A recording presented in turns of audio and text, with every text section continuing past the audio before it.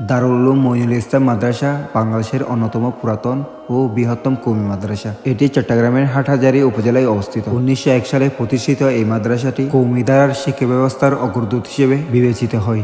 মাদ্রাসাটি ইসলামিক জ্ঞান চর্চা, হাদিস, তাফসির, ফিকহ, আরবি ভাষা এবং অন্যান্য ধর্মীয় বিষয়সমূহে উচ্চমানের শিক্ষা প্রদান করে থাকে। মাদ্রাসাটি আল্লামা আব্দুল হামিদ রহমতুল্লাহ আলাইহি এর নেতৃত্বে প্রতিষ্ঠিত হয়েছিল। এটি বাংলাদেশের প্রথম পূর্ণাঙ্গ দারুল উলুম মাদ্রাসা। কওমি ধারার দারসে নিজামী সিলেবাস অনুসরণ করা হয়। এখানে কোরআন, হাদিস, ফিকহ এবং আরবি সাহিত্যের পাশাপাশি আধুনিক বিষয়েও কিছু প্রশিক্ষণ প্রদান করা হয়। হাটহাজারী মাদ্রাসা দেশের কওমি মাদ্রাসাগুলোর কেন্দ্রীয় নেতৃত্বের একটি অন্যতম অংশ। এটি হেফাজতে ইসলাম সহ বিভিন্ন ইসলামিক আন্দোলনের সঙ্গেও যুক্ত।